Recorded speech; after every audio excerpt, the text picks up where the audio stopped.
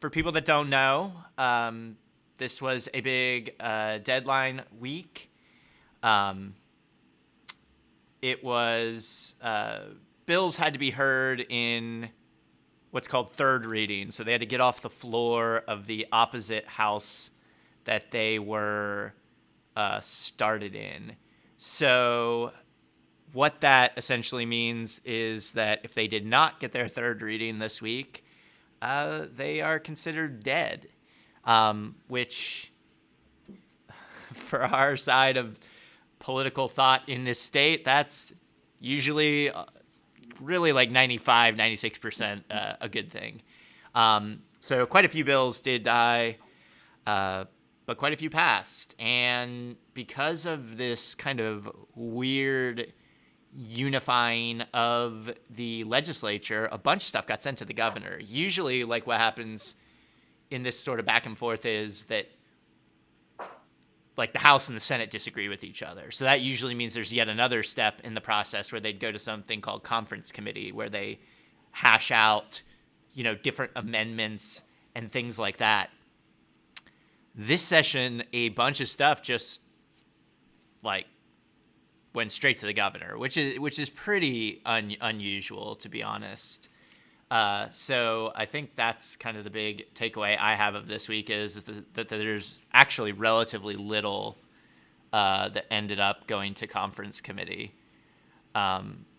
So anyway, yeah, let's look at let's look at the things that Stitt signed here. So let me pull up. First and foremost, Governor Kevin Stitt signs bill protecting drivers who hit people while escaping riots. So these are the anti-protest bills. We have talked a lot about this. My kind of just short take on this is that, one, there's going to be a lot of opposition. There's high probability chance these are unconstitutional. We're going to relaunch our campaign about it. We've made national news. I've seen articles in NPR, CNN, Washington Post. So we've made national news for these. But what it really comes down to because we talked about Wednesday, there was a weird interview with one of the authors of one of these bills. And then like the governor's spokespeople are putting out stuff is like this whole discussion around what constitutes a riot. And Ron, do you know, are you familiar with the definition of a riot in Oklahoma or? I am not. I'm not familiar with the definition of a riot in Oklahoma. I do know that the right to peaceably assemble is a protected right, right? Constitutionally. So that has to be, as a constitutional right, we have to define that, and we do define that quite broadly.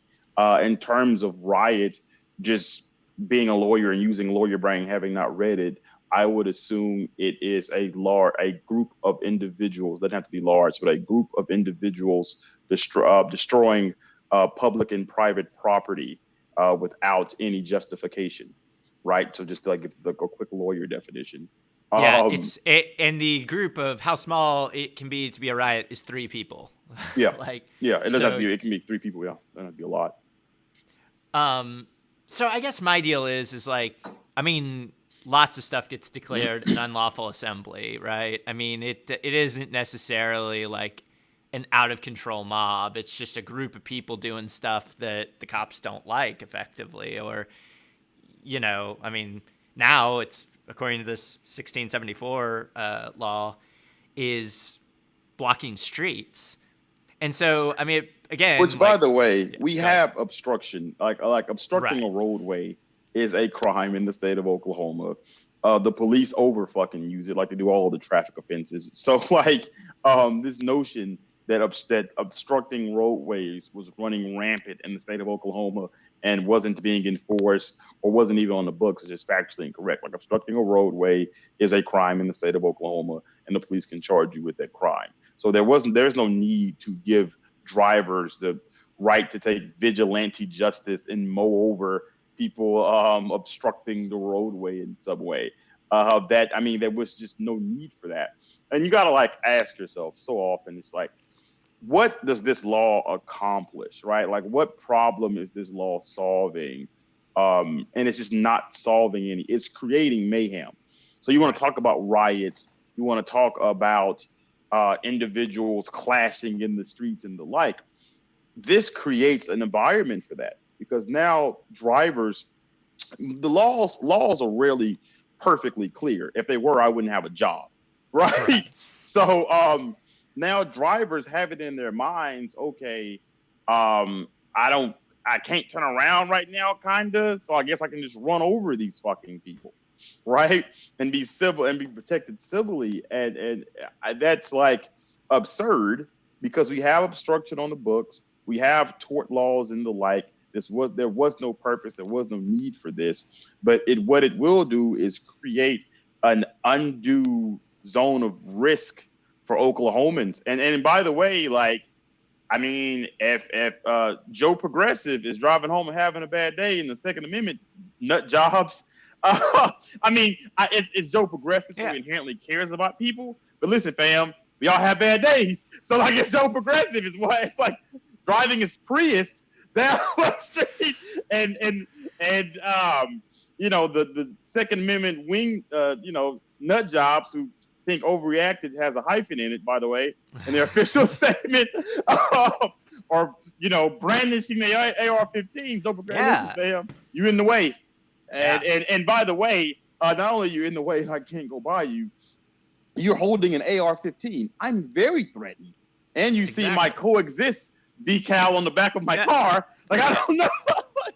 No, here's the definition of a riot in Oklahoma: any use of force or violence or any threat to use force or violence if accompanied by immediate power of execution by 3 or more persons acting together and without authority of law is a riot.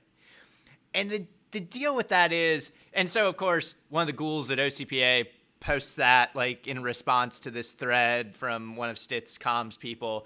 And it's like, I know lots of people who are driving home, encounter a riot, and be like, hold on, let me just pull up OSCN here real quick and just make sure I got my definition. Okay, I see 3 people. Count them out. Feel some threat of force. I mean, it's such an insane thing. It's like we should just have a rule that is: do not drive over pedestrians. If there is any possible feasible way to avoid it, don't do it. But now it's like we're just like setting this up for just a bumper cars battle royale. I mean, this is so fucking stupid. And Yeah. go ahead. No, I mean, it's just gonna cause mayhem. Like exactly like you said. And again, like, I don't care a lot about. Well, I mean, we all care about what people think about us and the like. I try not to like pay too much attention to what the nation thinks um, about Oklahoma, but it's always so bad, man. Like you like we're getting on the books for you can mow down protesters in this state. How do you think that plays with these alleged businesses that you're trying to attract and with all like how do you think that plays? You got the anti-trans stuff, you got the mowing down protesters, you have all of these things and you can't like it's just in what world do you believe that makes this state attractive to anybody including the residents? Right? And it's just insane that you would get any support of this left or right. Like it just shows you how crazy they are because this protects no one. This makes mowing down people more likely. Like I feel like regardless of where you find yourself on the political spectrum, anti-mowing people down should be for all of us. Like there are certain things I Yeah. feel like we should all agree on. But to encourage, and that's what it does, right? To address or attempt to address this in the way in which they're approaching it is to encourage mowing people down. And Yeah. that is never okay in any society whatsoever.